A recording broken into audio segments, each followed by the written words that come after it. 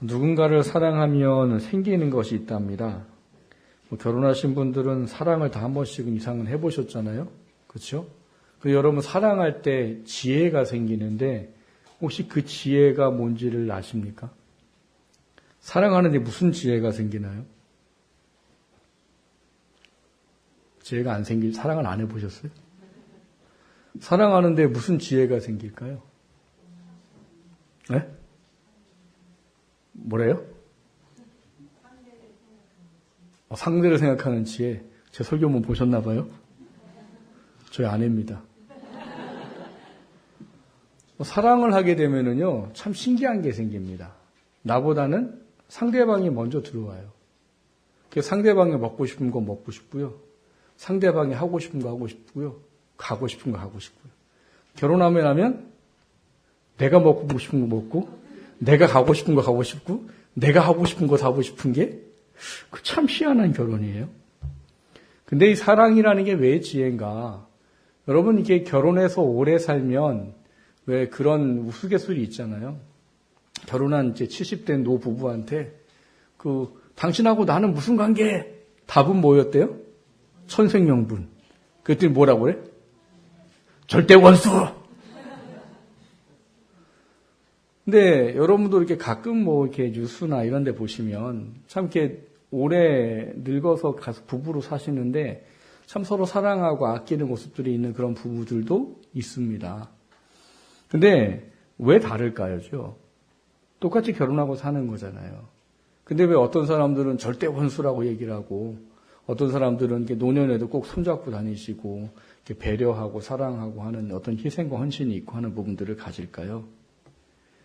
그게 사랑을 지켰느냐 지키지 않았느냐에 대한 이야기입니다.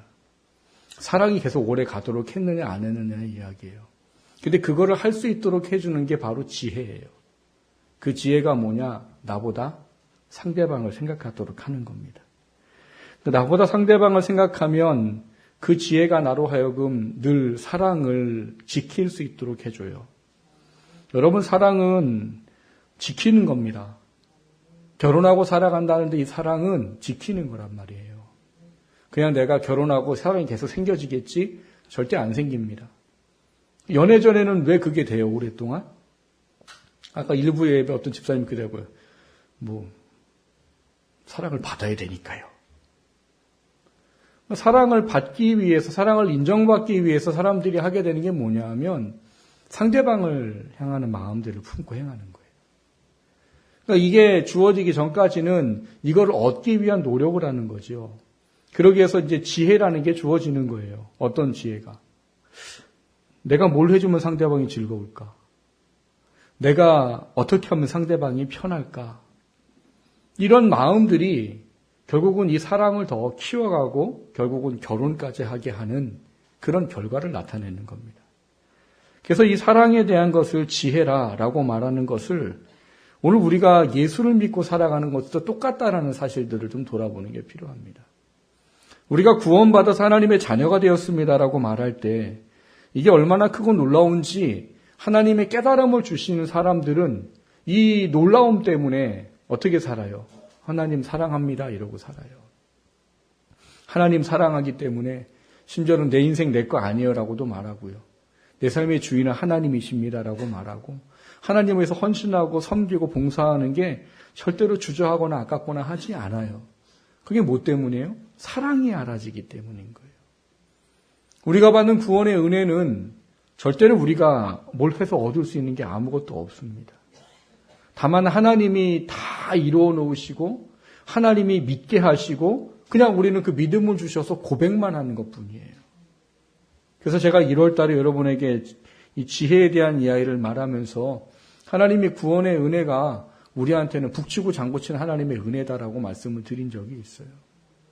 그러니까 믿고 싶어 믿는 게 아니라 그 놀라운 지혜를 하나님이 깨닫게 해주시고 그것이 믿어지는 사람이 뭐라는 거예요? 예수를 구주로 고백하는 거니까요. 그러니까 그 고백의 은혜가 우리 안에 주어지는 것 때문에 우린 예수를 하나님을 구주로 우리의 아버지로 그렇게 인정을 할 수 있는 거예요. 근데 이 사랑이 우리 안에 주어지게 될 때 우리 안에 품어져야 되는 지혜가 있다라는 것을 오늘 본문이 가르쳐 줍니다. 오늘 우리는 이 솔로몬이라는 사람을 통해서 하나님을 사랑하는 마음이 있는 자에게 허락되어지는 그 지혜의 놀라운 은혜가 무엇인가를 다시 한번 좀 돌아보고 묵상하는 시간이 됐으면 합니다. 오늘 말씀을 통해서 하나님을 사랑하는 마음과 지혜를 소유하시는 저와 여러분 되시기를 주님의 이름으로 축원합니다. 첫 번째 함께 나누려는 것은 지혜는 사랑을 알 때 주어지는 것입니다 하는 거예요. 본문은 우리가 익히 많이 들어봤던 설교 중에 한 본문일 겁니다. 솔로몬이 하나님께 1000번제를 드렸더니 하나님이 그날 밤에 나타나셔서 너희 소원이 무엇이냐? 그랬더니 솔로몬이 뭘 구했대요? 지혜를 구했대지요. 그래서 그 지혜를 구하는 그 겸손의 마음을 보시고 하나님이 뭐까지 주셨대요? 부귀와 영화까지 구하지 않는 것도 주셨더라. 이게 우리가 일반적으로 생각하는 이제 이야기예요. 근데 여러분, 정말 오늘 성경에서 말하는 하나님이 솔로몬에게 너 소원이 뭐냐? 라고 했을 때 지혜요? 야, 너 겸손하구나. 내가 구하지 않은 것도 주마. 과연 정말 이 내용일까요? 오늘 본문은 그런 내용이 아닙니다. 오늘 본문은 철저하게 하나님이 주시는 그 지혜가 무엇인지를 알아서 지혜를 구한 솔로몬에게 솔로몬이 무엇인가 목적을 가지고 구한 지혜대로 하나님이 그에게 허락하신 은혜를 오늘 본문이 이야기하고 있고요.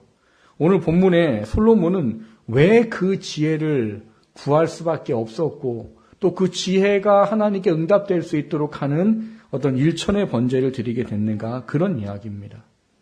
일천 번제에 대한 이야기는 조금 오해가 있긴 합니다. 우리나라는 오래전부터 일천 번제라고 하면 어떤 거예요? 천일의 제사. 이게 이제 일천 번제에 오랫동안 내려온 어떤 관습과 같은 겁니다.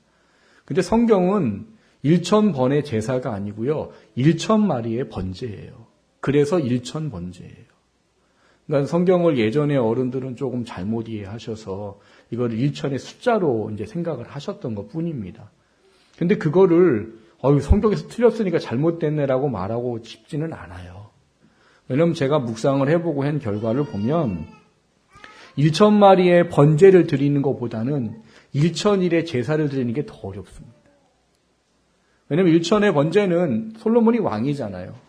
비록 그 숫자는 대단하지만 그거를 드릴 만한 힘과 능력이 있어요. 워낙 아버지 다윗이 나라를 부강하게 해놨기 때문에 1000마리 정도가 정말 크고 대단한 건 맞지만 드릴 힘이 있어요. 그래도 뭐가 없으면 안 되겠어요? 하나님에 대한 사랑하는 마음이 없으면 어떻게 1000마리를 드려요? 근데 그거는 단번에 드리는 거예요.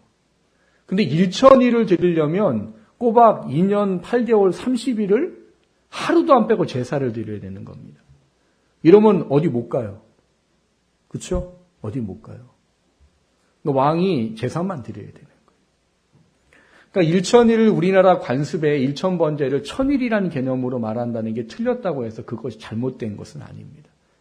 오히려 의미적인 의미를 따지면 1000일의 그 제사가 하나님께서 기쁨이 될 수도 있다는 생각을 저는 합니다. 그러니까 성경은 근데 오늘 말한 본문의 성경은 좀 바로 알아야 되겠죠. 오늘 본문에 말하는 1000 번제는 1000마리의 번제지 1000일의 제사는 아니에요. 그런데 1000일의 제사든 1000마리 번제든 두 가지는 같은 거를 가지고 있습니다. 뭘 가지고 있을까요? 하나님을 사랑하지 않으면 절대로 할 수 없습니다. 하나님께 소망함이 없으면 절대로 할 수 없습니다. 어떻게 1000일을 하나님을 사랑한다고 매일 헌금을 드리고 매일 예배를 드리고 합니까? 어떻게 1000마리를 하나님께 사랑하는 마음이 없다면 드리겠냐는 거예요. 오늘 본문의 가장 중심된 내용은 솔로몬이 이 1000번제를 왜 드렸습니까? 하는 겁니다. 오늘 본문에 보면은 이 솔로몬이 1000번제를 드린 그 사랑의 마음이 얼마나 큰지를 조금 우리에게 볼 수 있게 해줍니다. 오늘 본문을 보면 2절, 3절에 이런 얘기가 있어요. 그때까지 여호와의 이름을 위하여 성전을 아직 건축하지 아니하였으므로 백성들이 산당에서 제사하며 이렇게 되어 있어요. 그러니까 성전은 이미 건축이 시작됐고요. 예루살렘 성도 건축이 시작됐습니다. 근데 아직 완공이 되지 않은 상태예요. 그러니까는 일천의 제사를 솔로몬이 드리고 싶다고 하면 성전이 지어진 다음까지 기다렸다가 드리면 되는 거예요. 근데 왜 솔로몬은 자기가 지금 성전을 지금 건축하고 있는 상황인데 왜 일천의 제사를 성전이 조금만 있으면 기다려주면 그때 드려도 되잖아요. 근데 왜 솔로몬은 성전이 아직 안 지어진 이 상황에 이 산당이라는 곳에 가서 제사를 드렸는가 해요. 산당은 하나님을 믿는 사람들이 제사를 드리는 곳이 아닙니다. 영어 성경에는 높은 곳 이렇게 돼 있어요. 그러니까 산마다 우리나라에도 뭐가 있어요? 무속인들이 드리는 제단이 있어요. 그 지리산 꼭대기에 가도 제단이 있고요. 하도 유명한 산 꼭대기엔 제단이 있어요. 그래서 그 제단이 산당의 개념이에요. 근데 아직 성전이 없었기 때문에 사람들이 산당에서 하나님께 제사를 드렸더라라고 되어 있습니다. 그럼 굳이 거기가 하나님을 위한 준비되고 예비된 장소도 아닌데 왜 솔로몬은 좀 기다렸다가 성전이 있는 그곳에서 제사를 드리지, 하나님의 법궤가 있는 곳에서 제사를 드리지, 왜, 뭐 때문에 그렇게 급하게 이 산당에서 제사를 드렸을까 하는 겁니다. 어떤 분은 이 본문에 있는 어떤 표현 때문에 이 솔로몬이 산당에서 제사 드리는 처음에는 믿음이 없는 사람이었다라고 해석하는 분도 계십니다. 근데 원문에는 그렇게 되어 있지 않아요. 원문에는 그대로 직역을 해드리면 그리고 솔로몬이 여호와를 사랑했다. 그의 아버지 다윗의 법도들로 가려고 솔로몬이 그 제단 위에 1,000번제를 올리게 했다. 이렇게 되어 있습니다. 그러니까 우리나라 성경에 조금 뭔가 좀 이렇게 어려운 게 뭐냐 하면 솔로몬이 여호와를 사랑하고 그의 아버지의 법도를 행하였으나 이 나라는 단어 때문에 이 솔로몬이 믿음이 없었네 이렇게 해석하는 분도 계십니다만 아닙니다. 원문은 그렇게 안 돼 있고요. 그리고 왜 아니냐? 솔로몬이 여러분 왜 성전이 지어지기까지 안 기다리고 하나님께 제사를 드렸을까요? 사랑이라는 단어를 이해하면 이게 이해가 가는 거예요. 여러분 사랑하는 사람한테 뭔가 해주고 싶은 마음이 생겼어요. 그러면 막 누르지요? 아니야, 지금은 아니야. 좀 더 있다가. 조금 더 있다 해야 내가 좀 그 클라이막스 같을 때 줘야 내가 더 사랑을 받지 하고 막 누르죠? 안 돼요. 정말 사랑하는 마음이 있으면은요, 빨리 해주고 싶은 거예요. 솔로몬은요, 오늘 본문과 이 열왕기상 2장에 나와 있는 이 아도니아 이야기를 통해서 알 수 있는 게 자기가 왕이 된 이게 하나님의 크고 놀라운 은혜라는 사실을 너무나 크게 깨닫고 알았던 사람입니다. 그래서 그 사람이 뭘 안 한 거예요? 기다리지를 못했던 거예요. 기다리지를 못하고 하나님께 드리고 싶은 마음이 얼마나 컸대요? 번제 1000마리를 드릴 만큼 마음이 컸다는 거예요. 그래서 아직 성전은 지어지지 않았지만 산당이라는 곳에 가서라도 내가 이 하나님의 사랑하는 마음과 은혜와 감사를 좀 표현하고 싶다라는 그것을 표현하는 거예요. 그래서 오늘 본문에 보면 이 솔로몬이 어디를 갔다고 그래요? 기브온 산당이라는 갓에 써 있어요. 근데 기브온 산당이 어떤 데입니까? 솔로몬이 재임한 당시에 가장 큰 산당이에요. 왜 가장 큰 산당을 찾았을까요? 1000마리를 드려야 되니까. 이미 마음속엔 정해졌어요. 하나님 나 1000마리를 드리고 싶은 마음이 정해졌어요. 근데 이거를 드리자니 단번에 1000마리를 드릴 만한 제단을 찾아야 됐던 거예요. 그래서 기브온 산당이라는 그 당시엔 가장 큰 산당을 찾아서 가서 1000마리의 번제를 드렸던 거예요. 2장 15절에 보면 이런 말이 있습니다. 그가 이르되 아직도 당신도 아시는 바이거니와 이 왕위는 내 것이었고 온 이스라엘은 다 얼굴을 내게를 향하여 왕으로 삼으려고 하였는데 그 왕권이 돌아가 내 아우의 것이 되었음은 여호와께로 말미암음이니이다 이렇게 말해요.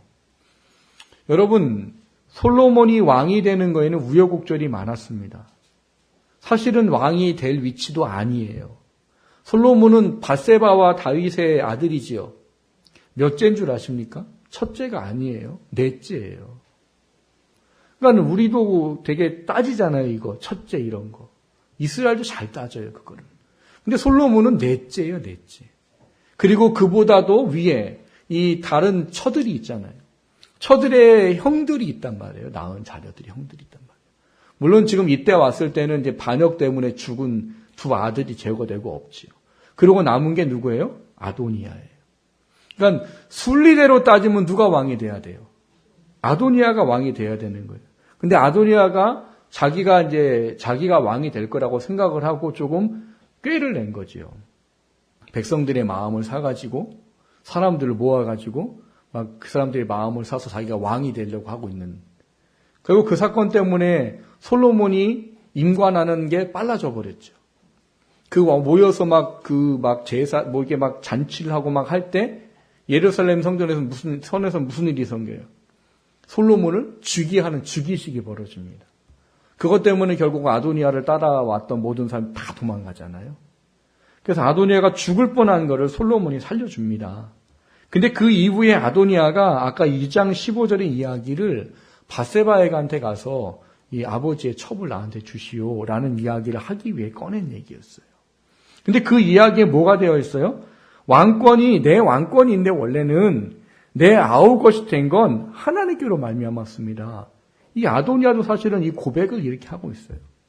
오늘 본문 6절에도 솔로몬이 그렇게 얘기합니다. 솔로몬이 이르되 주의 종 내 아버지 다윗이 성실과 공의와 정직한 마음으로 주와 함께 주 앞에서 행함으로 주께서 그에게 큰 은혜를 베푸셨고 주께서 또 그를 위하여 이 큰 은혜를 항상 주사 오늘과 같이 그의 자리에 앉을 아들을 그에게 주셨나이다.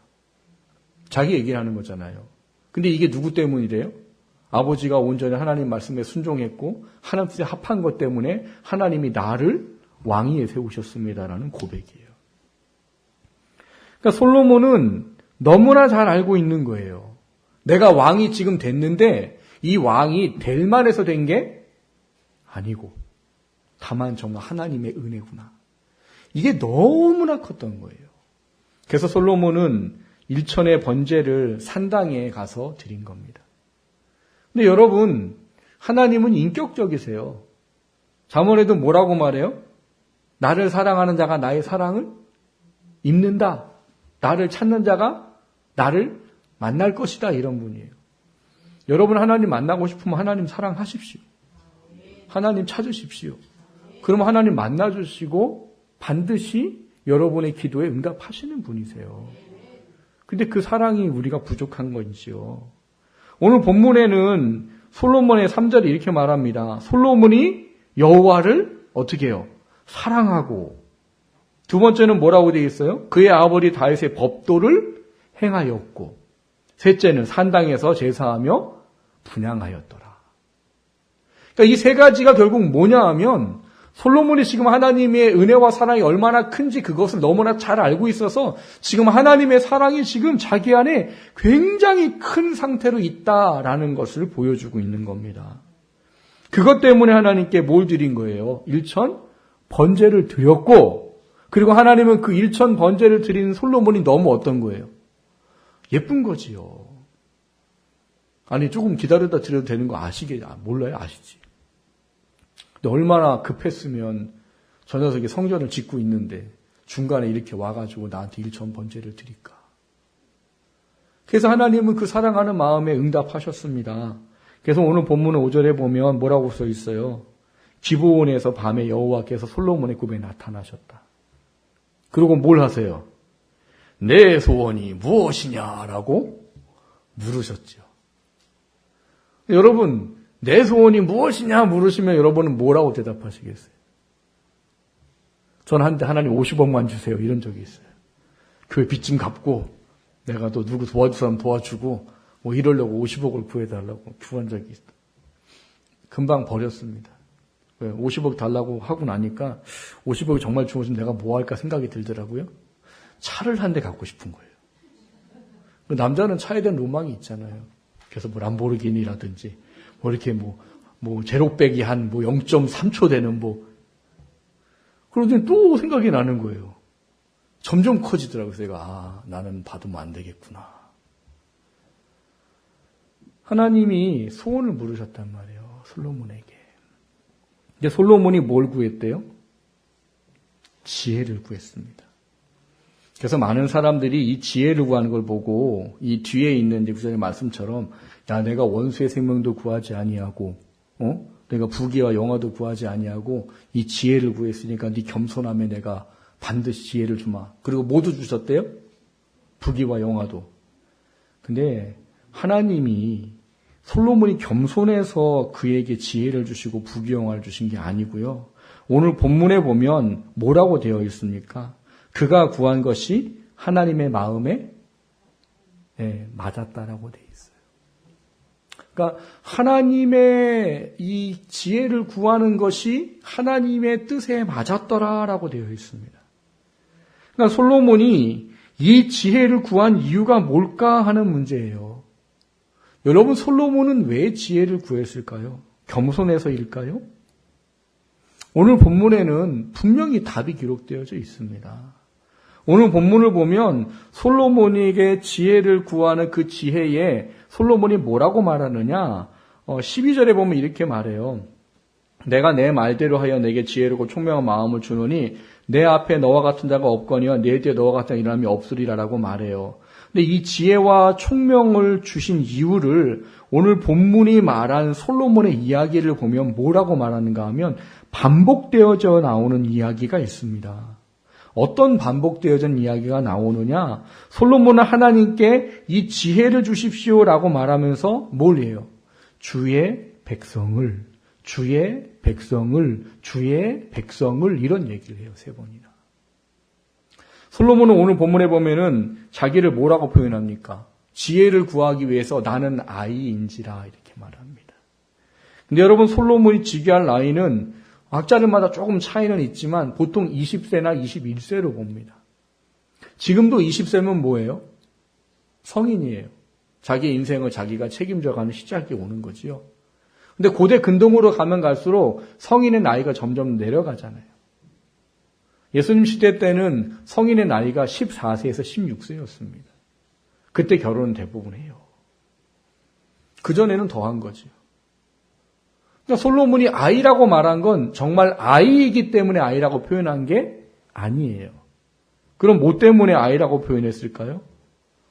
자신의 아버지가 나라를 다스리고 하나님의 그 마음을 헤아리고 하는 행한 그 모든 것을 본 솔로몬이 지금 자기가 하나님의 그 아버지의 대를 이어서 하나님의 일을 하려고 하니 아이일 수밖에 없는 거죠. 그래서 솔로몬이 구한 지혜는 뭐였느냐? 하나님의 백성을 다스릴 수 있는 지혜를 달라고 했던 겁니다. 그게 하나님이 다른 어떤 것보다 마음에 합했다는 거예요. 그러니까 솔로몬은 다른 게 아니에요.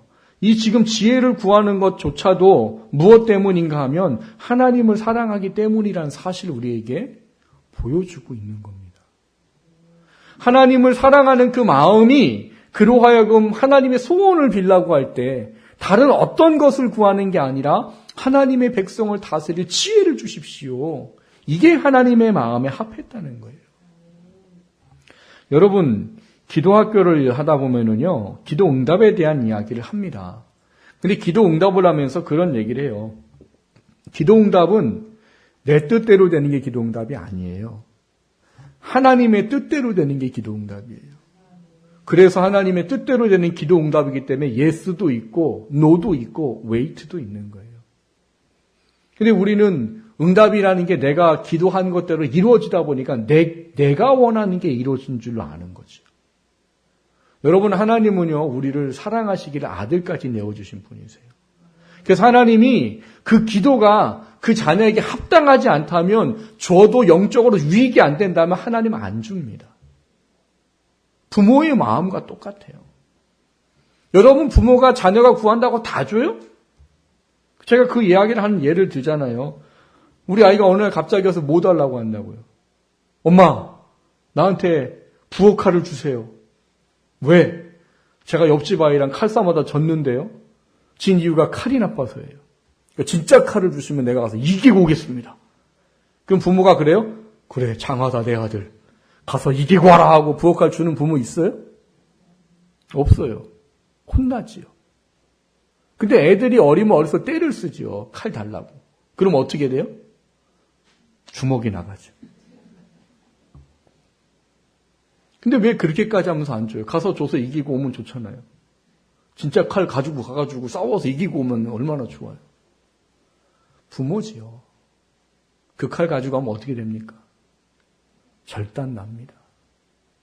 그 상대방 애가 죽든지 내 애가 다치든지 절단이 나요. 부모는 안 줘요. 그래서 아무리 발버둥 쳐도 안 줍니다. 하나님이 그러세요. 하나님의 마음이 합하다는 것은요, 그 하나님의 자녀에게 가장 영적으로 옳다라고 여기는 것에 대한 것을 구하는 것이 합한 거예요. 솔로몬의 지혜가 합했던 이유는 그가 하나님을 사랑하기 때문에 하나님의 백성을 다스릴 지혜를 주십시오라고 한 것 때문에 하나님이 그에게 지혜를 주실 뿐만 아니라 뭐까지 주셨다는 거예요? 부귀와 영화도 주신 것이에요. 사랑하는 성도 여러분, 여러분 하나님의 은혜를 입고 하나님의 사랑을 입으셨습니까? 그게 여러분 안에 정말 있습니까? 그럼 여러분 어떤 걸 구하고 계십니까? 여러분 어떤 기도를 하고 계십니까? 솔로몬과 같은 기도를 하고 계십니까? 하나님, 내 인생, 나를 구원한 하나님의 그 은혜를 따라 그 은혜가 값져서 하나님께 내게 원하시는 그 인생을 살기 원합니다. 그걸 살아갈 지혜를 주십시오. 그렇게 구하고 계십니까? 그게 우리 기도여야 된다는 거예요. 그게 우리로 하여금 부름받은 사랑을 아는 사람에게 주어지는 지혜입니다. 오늘 그 솔로몬의 지혜를 다시 한번 좀 묵상하시면서 만약 오늘날 하나님이 나한테 어느 날 꿈에 나타나서 네 소원이 무엇이냐? 라고 물으면 나는 과연 뭘 구할까? 돌아보시기를 주님의 이름으로 축원합니다. 그리고 우리의 구하는 지혜가 하나님이 원하는 솔로몬과 같은 마음에 합당한 지혜가 될 수 있기를 주님의 이름으로 축원합니다. 두 번째로 나누고자 하는 것은 지혜는 사랑을 감당하기 위한 것입니다 하는 겁니다.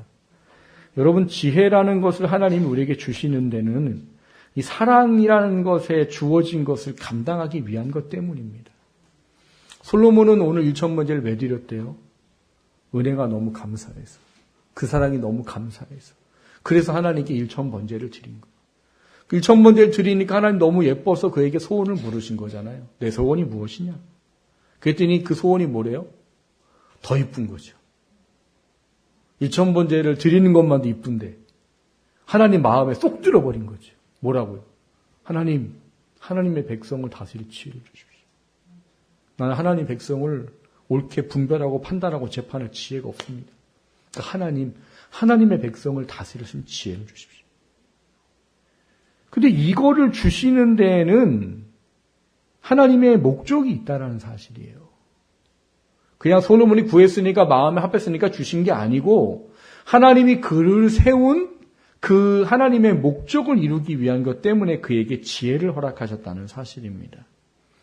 여러분 구약 성경을 보면 하나님께서 기름 부어 세우는 사람들이 있어요. 누구를 기름 부어 세웁니까? 선지자, 제사장, 왕. 이 세 사람을 기름 부어 세우잖아요. 근데 이 사람을 기름 부어 세웠다고 말할 때 여기서 우리가 이해할 수 있는 의미는 뭐예요? 하나님의 사역자라는 거예요. 제사장과 선지자가 왕 하나님의 사역자예요. 근데 선지자랑 제사장은 사역자란 이해가 쉽습니다. 그렇죠? 선지자는 뭐 하는 사람이에요? 하나님의 말씀을 전하는 사람이잖아요. 잘못되면 회개하라고. 아니 하나님의 뜻이 무엇인지를 백성들에게 가르쳐서 하나님의 사람으로 살 수 있도록 하는 것을 하는 사역자예요. 제사장은요. 죄로 말미암아 하나님과 관계가 끊어진 자들을 회복시켜 주시고 그리고 그들로 하여금 온전한 거룩한 삶을 살 수 있도록 하는 그 율법대로의 삶에 대한 부분들 이끌어가는 사람이 제사장이에요. 그러니까 요 두 사람을 사역자로 인정하는 건 참 별로 어렵지 않아요. 근데 왕은 왜 사역자일까요? 여러분 왕은 뭔데요? 그 나라의 그냥 최고잖아요. 그래서 우리나라 그런 얘기 있잖아요. 짐이 곧 법이다 뭐 이런 말도 있고. 그래서 왕들은 항상 무슨 말을 내 백성이라는 말을 한단 말이에요. 내 백성. 근데 오늘 솔로몬이 왕이 됐는데 뭐라고 했대요? 주의 백성. 여러분 이걸 좀 이해하려면 신명기의 말씀을 좀 봐야 합니다. 신명기 17장을 보면 이스라엘 백성이 가나안 땅 들어가기 전에 가나안 땅 들어가서 나라가 세워지고 그 이후에 있을 일들에 대한 여러 가지 말씀을 이 모세를 통해 설교합니다. 근데 그 설교 내용 중에 어떤 이야기가 있는가 하면 앞으로 왕이 생길 거다라는 얘기를 주세요. 이스라엘에 앞으로 왕이 생길 거다. 근데 그 왕이 생기면 왕에게 이런 규례를 지키라고 해라 라고 말해요. 첫 번째가 뭐냐 하면 병마를 많이 두지 말아라. 둘째는 아내를 많이 두지 말아라. 셋째는 은금을 많이 쌓지 말아라. 이거 나라를 세우라는 거예요. 망하라는 거예요. 여러분, 병마는 지금 우리말로 말하면 최신식 무기예요. 나라를 지키려면 뭐가 많아야 돼요? 최신식 무기가 많아야지요. 군대가 많아야지요. 말이 많아야지요. 근데 말을 많이 가지지 말래요. 말을 많이 가지려고 좋은 말을 구하려고 애굽으로 가지도 말래요. 그리고 병마를 많이 두지 말래요. 그럼 나라를 지키라는 거예요? 말라는 거예요? 두 번째, 아내를 많이 두지 말래요. 여러분, 왕들이 아내를 많이 두는 건 어떤 경우입니까? 정략 결혼이에요. 나라를 지키기 위해 주변 나라들과 정략 결혼을 하는 거예요. 그 솔로몬은 아내가 몇 명이었대요? 1000명이었대요. 그리고 솔로몬 시대에는 뭐가 없었어요? 전쟁이 없습니다. 여러분, 솔로몬 주변의 국가가 1000개였을까요? 그럴 리는 없죠. 그럼 왜 아내가 1000명이에요? 한 나라에서 공주 하나만 데려온 게 아닌 거예요. 공주 하나만 데려온 게 아닌 거예요. 그러니까 생각을 해보세요. 내 딸들이 지금 저 나라 가 있는데 정신 나간 아버지 아니고선 누가 그 나라를 공격하겠어요? 솔로몬 시대엔 전쟁이 없습니다. 그게 일반적인 생각이에요. 근데 왜 하나님은 왕한테 아내를 많이 두지 말라고 그래요? 그 나라를 좀 이렇게 부강하고 잘 이끌어가고 하려면 뭐가 많아야 돼요? 돈이 많아야죠. 은금이 많아야죠. 근데 하나님 은금을 많이 쌓지 말래요. 그럼 나라를 이게 뭘 하라는 거예요? 말라는 거예요? 왜 하나님은 왕한테 왕이 해야 될 일들에 합당한 것을 하지 말라고 했을까요? 아직 왕도 안 세워졌는데. 이 세 가지는 뭘까요? 이 세 가지는 공통점이 있습니다. 이 세 가지는요, 왕이 이거를 의지하고 신뢰하고 이거를 믿기 때문에 하지 말라는 거예요.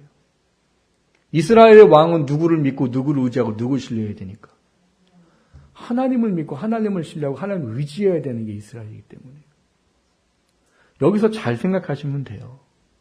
왕을 하나님이 세우시면서 그에게 또 한 가지 주신 것이 있습니다. 17장 18절 19절에 보면 그가 왕위에 오르거든 이 율법서의 등사본을 레위 사람 제사장 앞에서 책에 기록하여 평생에 자기 옆에 두고 읽어 그의 하나님 여호와 경외하기를 배우며 이 율법의 모든 말과 이 규례를 지켜 행할 것이다.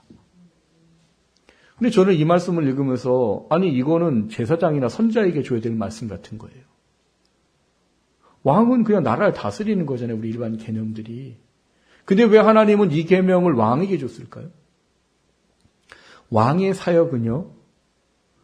당신의 백성들인 이스라엘 백성을 어떻게 하나님을 믿고 어떻게 하나님을 따르고 어떻게 신앙생활하는 것이 무엇인지를 본을 보이는 사역자예요. 그게 왕의 책임이에요. 그래서 여러분 역사서를 보면 왕이 하나님 잘 믿으면 그 백성들 다 하나님 잘 믿어요. 근데 왕이 우상 숭배하면 백성들 다 우상 숭배합니다. 왕은 단지 나라의 주인이 아니고 이스라엘 백성의 왕은 하나님의 백성들이 하나님을 믿도록 하는 것을 따라갈 수 있도록 본을 보이고 가르치고 이끌어가는 사역자인 거예요. 그래서 기름 부어 세우신 거예요. 그래서 왕에게 뭘 하라는 거예요? 율법서를 등사해가지고 그거를 주야로 묵상을 하고 그거를 가르쳐 지키고 행하는 자가 되어라. 그게 왕이다. 그걸 통해서 백성들이 다 하나님을 믿고 따르는 것을 감당할 수 있도록 하는 일을 해라. 이게 왕이에요. 그러니까 오늘 본문에 솔로몬은 이거를 명확히 알고 있었다는 얘기인 겁니다. 내가 왕이 되는 게 한 나라의 주인이 되는 게 아니고 아버지가 하셨듯이 그 하나님의 백성들을 하나님의 뜻대로 이끌어가도록 하는 게 내 사명이구나라는 걸 알았다는 거예요. 그 사랑을 알 때 솔로몬이 하나님을 사랑하는 마음이 지혜를 구할 수밖에 없었던 거예요. 하나님 내게 지혜를 주십시오. 그래야 내 사명 감당할 수 있습니다. 내가 왕인데 아버지처럼 하나님에 대한 지혜가 없습니다. 하나님 지혜를 주십시오. 그래서 내가 맡겨준 이 왕의 사역을 감당할 수 있는 힘을 좀 주십시오. 이게 오늘 솔로몬이 지혜를 구한 이유예요. 여러분, 우리 삶을 좀 돌아보십시오. 여러분, 하나님 우리를 구원하면서 원하시는 게 있습니다. 그냥 구원받고 그냥 잘 먹고 잘 사 천국 가라가 아니에요. 하나님은 많은 사람들을 하나님의 계획과 뜻 안에서 하나님이 원하는 목적을 가지고 부르셨어요. 이 땅에 여러분 우연히 태어나는 사람도 없고요. 어쩌다가 구원받는 사람도 없습니다. 왜냐하면 에베소서 1장에 보면 뭐라고 되어 있어요. 창세 전에 너를 예정하였느니라고 말해요. 그러니까 우리는 이 땅에 태어나는 게 이미 정해져 있는 거고요. 태어나면 예수님 믿는 게 정해져 있는 거예요. 근데 그 정한 것에는 이유와 목적이 있단 말이에요. 그 이유와 목적이 뭐냐? 우리가 구원받은 자로 우리가 있는 모든 것에서 하나님의 비전을 가지고 그리스도인으로 살아가는 겁니다. 1월 한 달 동안 내내 제가 했던 얘기가 뭐예요? 우리는 삶의 모든 영역에서 하나님의 꿈과 비전을 가지고 있는 사람이라는 거예요. 비전 꿈 그러니까 높고 대단한 거 그거 아니라고 얘기했잖아요. 하나님은 사람마다의 계획들이 가 있으시단 말이에요. 내가 있는 직장과 가정과 교회와 사람과의 모든 만남 속에 우리를 구원하시면서 하나님이 원하는 게 우리를 통해 하나님의 영광이 드러나고 우리를 통해 하나님이 전해지고 우리를 통해 예수를 믿는 하나님의 자녀들이 생기를 원하는 게 하나님의 비전이에요. 근데 그 비전을 이뤄가려면 우리가 알아야 되는 게 있더라는 거지요. 하나님이 내게 그것을 원하신다라는 그 지혜를 알아야 된다는 거예요. 많은 사람이 이 지혜가 없습니다. 그래서 하나님 말씀 지키는 게 너무 힘들고 버거워요, 그냥. 왜 이렇게 율법은 주고 계명은 많고 이렇게 힘든지. 근데 여러분, 결혼하기 전과 결혼하고 이후를 한번 비교해 보세요. 여러분, 사랑이 있을 때는요, 상대방이 뭘 요구해도 다 해줘요. 기뻐요. 그걸 해주는 게 행복해요. 결혼하면 왜 그 나한테로 바뀌는지. 내 중심이 되니까 뭐 해달라면 싫은 거지. 혹시 나도 쉬고 싶은데? 혹시 나도 하고 싶은데? 여러분, 솔로몬이 왜 일천문제를 드릴 수 있었습니까? 왜 하나님이 소원을 구할 때 하나님의 지혜를 구했습니까? 그 사랑이 알려진 것이 깊기 때문이에요. 여러분, 우리도 마찬가지입니다. 아까 제가 첫 번째 대지 때 그런 말씀 드렸어요. 오늘 만약 여러분 꿈에 하나님이 나타나서 하나만 소원을 들어줄게. 뭐 구할래? 그럼 여러분 하나님 마음에 합당한 소원을 구할 수 있는 지혜가 있으십니까? 그게 있어야 된다는 거예요. 그리고 그 지혜가 있어야 하나님이 나를 사랑하셔서 부르신 하나님의 비전을 이루어갈 수 있습니다. 그게 없으면 육신이 전부인 줄 알고 육신이 나를 위한 것인 줄 알고 살아갈 수밖에 없어요. 그럼 하나님이 소원을 구할 때 50억이요. 라고 할 수밖에 없는 거죠. 사랑하는 성도 여러분, 하나님의 사랑이 여러분 안에 가득하셔야 됩니다.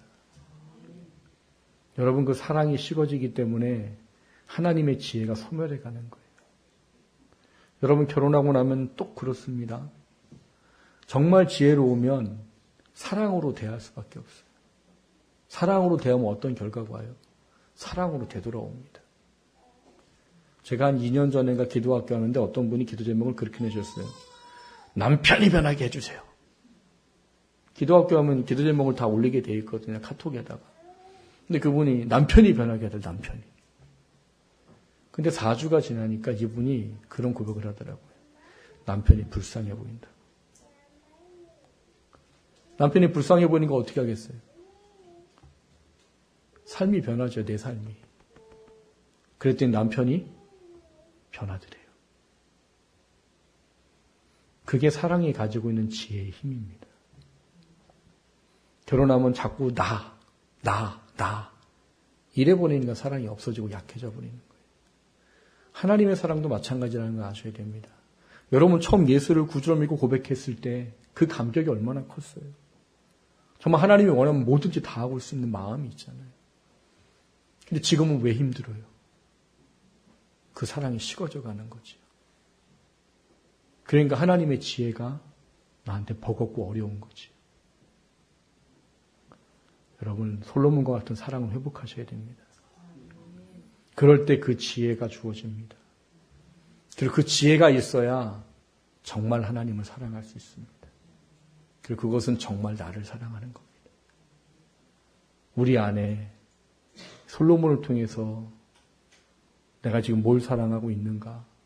어떤 지혜를 소망하고 있는가? 정말 하나님 말하는 지혜를 가지고 하나님을 사랑하고 있는가? 돌아보는 우리가 되기를 주님의 이름으로 축원합니다.